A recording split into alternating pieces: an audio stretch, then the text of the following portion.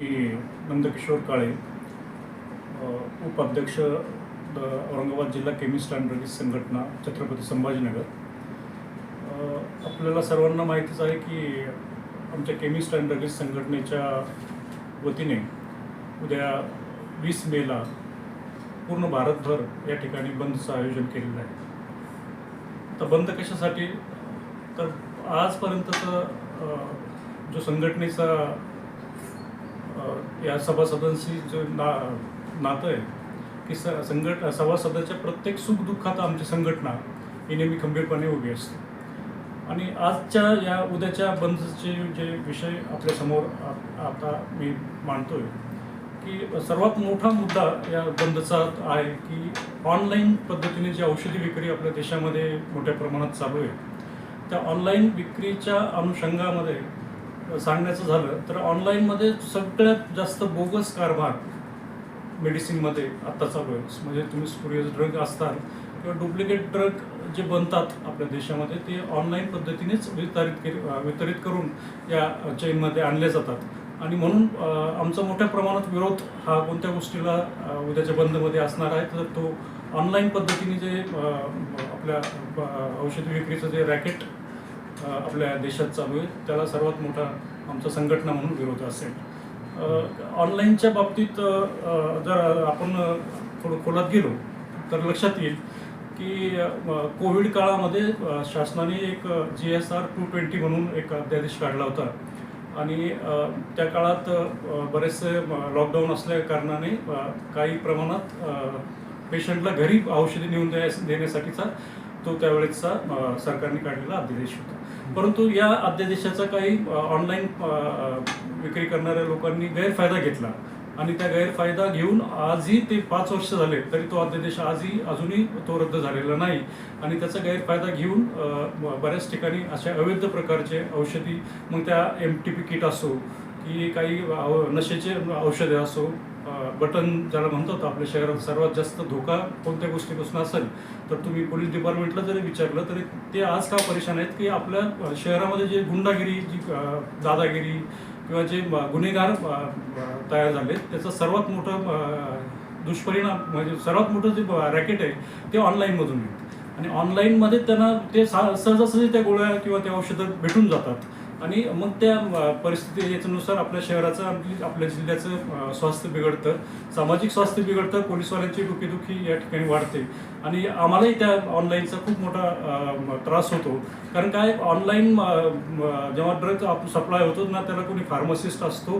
कारण आमचं प्रोफेशन हे मेडिकल प्रोफेशन असं आहे की ज्याला आम्हाला शासन, आमचं एक डिपार्टमेंट आहे FDA डिपार्टमेंट, त्याचं आम्हाला परवानगी, रितसर परमिशन घ्यावं लागते. त्याच्यानंतरच आम्हाला व्यवसाय या ठिकाणी करता येतो. आणि तो व्यवसाय करत असताना आम्हाला फार्मसिस्टचं शिक्षण घेणं आवश्यक असतं. आणि तो हे औषधं वितरित करत असतानाचा फार्मसिस्टच्या देखरेखीखालीच ते औषध वितरित झाले पाहिजे असा कायदा आहे.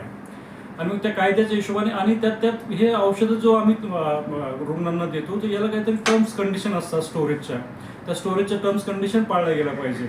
आणि ऑनलाईनमध्ये ह्या कुठल्याही कंडिशन पाळल्या जात नाहीत. ना फार्मासिस्ट त्यांच्याकडं कुठं आणून देतो, ना कुठले फ्रीजचे किंवा जे स्टोरेज कंडिशन मेडिसिनला असतात ज्याची उपयोगिता टिकून राहते. तर अशा प्रकारचं कुठेही ऑनलाईनमध्ये दिसत नाही. आणि म्हणूनच याचा आम्हाला ह्या आपल्या जनतेच्या जे रुग्ण आहेत त्यांच्या स्वास्थ्याला खूप मोठा धोका या ऑनलाईनच्या फार्मसीमुळे आहे. आणि सर्वात त्याच्यामुळेच आमचाही विरोध या ऑनलाईन फार्मसीमुळे आहे. दुसरं उद्याच्या बंदचं मुख्य कारण आहे की या कॉर्पोरेट कंपन्या ज्या आता येऊ घातलेल्या आहेत यांनी खूप मोठ्या चेन शॉप्या आपल्या देशात पसरवल्या आहेत. आणि आज त्यांच्या माध्यमातून ते आता भांडवलशाही आहेत. ते भांडवलशाही म्हणून भांडवल टाकतात, मोठमोठ्या ठिकाणी एका ठिकाणी त्यांचं खरेदी करतात आणि मोठ्या प्रमाणात मग डिस्ट्रीब्यूट करून त्याच्यावर डिस्काउंट वगैरे देऊन लोकांना भुलवतात. आणि त्या नावाखाली काही त्यांचेही प्रोडक्ट जे कमी दर्जाचे ते त्या ठिकाणी विक्री करण्याचं काम करून ते लोकांना गुमराह करतात. पण यामध्ये होतं काय की हे लोक मग आमचा जो छोटा दुकानदार आहे जो खेड्यापाड्यात सेवा देतो मेडिकलवाला, तर त्याला याचा खूप जास्त त्रास होतो की जिथं 30%, 70% जे बोर्ड ह्या लोकांनी लावून ठेवलेले आहेत त्या ठिकाणी जिथं मार्जिनच तुमचं 20% आहे, इथिकल मार्जिनच 20% आहे मेडिसिनमध्ये, तर तुम्ही 30 आणि 70% मार्जिन कसं काय देऊ शकता? म्हणजे याचा अर्थ हे असं झालं की जसं अंबानींनी जिओ लॉन्च केलं आणि पहिले 6 महिने लोकांना फुकट वाटलं आणि लोकांना सवय करून दिली आणि बाकीच्या सर्वांना त्यांचा गाशा गुंडाळावा लागला.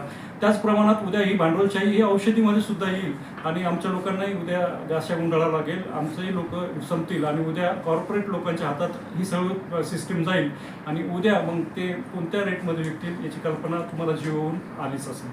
तिसरा आमचा जो आहे की आम्ही शासनाकडे बऱ्याच वेळेला असं पाठपुरावा करतो या गोष्टींचा की या देशातली जी पारंपरिक चैन पद्धती आहे वितरणाची ती टिकली पाहिजे. मग तो कुठलाही बिझनेस असो, त्यात आमचा मेडिसिनचा बिझनेस असो, की कंपनीपासून ते शेवटच्या ग्राहकापर्यंत ती द्यायची जबाबदारी ही आमची आहे आणि ती सिस्टीम जर तुम्ही जर संपवलंच निघालात तर मग या देशाला कोणीच तारू शकत नाही. आणि म्हणून मी विनंती करतो आमच्या सर्व केमिस्ट अँड ड्रगिस्ट संघटनेच्या सभासदांना की मोठ्या प्रमाणात उद्या या संपामध्ये सहभागी व्हा आणि आपण सरकारला आपली एकजूट या ठिकाणी दाखवून दिली पाहिजे, तरच याच्यावर काही ना काही मार्ग निघेल आणि या देशाच्या आणि पर्यायाने या देशातील रुग्णांचा जीवाशीची खेळ आता सध्या चालू आहे तो बंद होईल. आणि म्हणून म्हणतो की उद्या सकाळी आज रात्री 12 वाजेपासून तर उद्या रात्रीच्या 12 वाजेपर्यंत आपल्या वरिष्ठ संघटनेने आपल्याला आदेश दिलेला आहे. महाराष्ट्र केमिस्ट अँड ड्रगिस्ट संघटनेचे आणि AIOCD ऑल इंडियाचे आमचे अध्यक्ष आदरणीय जगन्नाथजी आप्पा शिंदे यांच्या आदेशानुसार आज रात्री 12 वाजेपासून तर उद्या रात्रीच्या 12 वाजेपर्यंत आम्ही कडकडीत या ठिकाणी बंद पाडणार आहोत. किती म्हणजे केमिस्ट अँड ड्रगिस्ट याच्यामध्ये सहभागी होते? तर देशभरात आमचे 12.5 लाख केमिस्ट अँड ड्रगिस्ट आहेत. त्यात 4.5 लाख ते 5 लाख ही संख्या आपल्या महाराष्ट्रात आहे आणि आपल्या छत्रपती संभाजीनगरमध्ये जवळपास 4 ते 4.5 हजार रिटेल आणि होलसेल स्टोअर या ठिकाणी आहेत. ते सर्वच्या सर्वजण या बंदमध्ये उद्या सहभागी होते. तुम्ही शासन स्तरावर आता काय काय पाठपुरावा केलाय तुमच्या मागण्यासाठी? आमची संघटना नेहमी म्हणजे आमची ऑल इंडिया संघटना असो किंवा आमची MSCD असो, महाराष्ट्र आमची असोसिएशन ही नेहमी पाठपुरावाच असते. आमचे अध्यक्ष आदरणीय आप्पाजी जगन्नाथ आप्पा शिंदे आणि आमचे सचिव अनिल भाऊ नावंदर हे नेहमीच शासनाशी या गोष्टीवर चर्चा करत असतात आणि आज आम्ही बऱ्याच वेळेला ह्या ऑनलाईनच्या बाबतीतही बऱ्याच वेळेला शासनाची पाठपुरावा केला, पण आजपर्यंत शासनाने आमच्याकडे लक्ष दिलं नाही.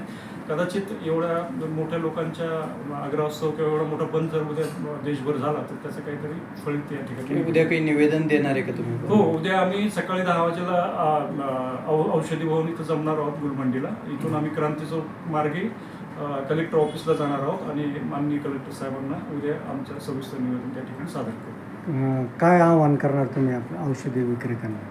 मी सर्व आमच्या केमिस्ट अँड ड्रगिस्ट संघटनेच्या सर्व औषधी विक्रेते संभाजीनगरचे आणि खास करून आमच्या सर्व सदस्यांना या ठिकाणी जाहीर निवेदन करतो की उद्याच्या होणाऱ्या बंदमध्ये सर्वांनी म्हणजे सर्वांनी सहभागी व्हावं. उद्याचं बंद म्हणजे बंदच करायचं आहे अशा हिशोबाने, म्हणजे ही आपल्या भविष्याची उद्याची नांदी आहे आणि म्हणून आपल्याला सर्वांना आवाहन करतो की उद्या या बंदमध्ये आपण सर्वांनी सहभागी व्हावं. दुकानं बंद असल्यामुळं रुग्णांना त्याचा फटका बसणार नाही का आणि तुम्ही त्याच्यावर काय पर्याय व्यवस्था केली? हो, साहजिक आहे ना. बंद म्हणल्यावर सर्वच मेडिकल स्टोअर जर बंद राहिले तर रुग्णांची नेहमी नक्कीच धावपळ या ठिकाणी होणार आहे.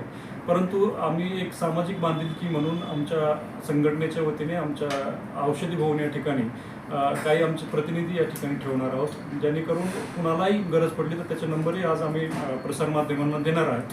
इथं जे लोक थांबणार त्यांचे आणि इमर्जन्सीमध्ये जे हॉस्पिटल आपल्या शहराचे आहेत त्यांच्या IPDच्या काही प्रमाणात त्यांना आम्ही सवलत देणार आहोत आणि त्या ठिकाणी जर गरज पडली तर ज्यांचे फोन आलेत त्यांना आम्ही तिथून मेडिसिन सप्लायचं, कारण शेवटी ही आमची सामाजिक जबाबदारी ती आम्ही पार पाडतो.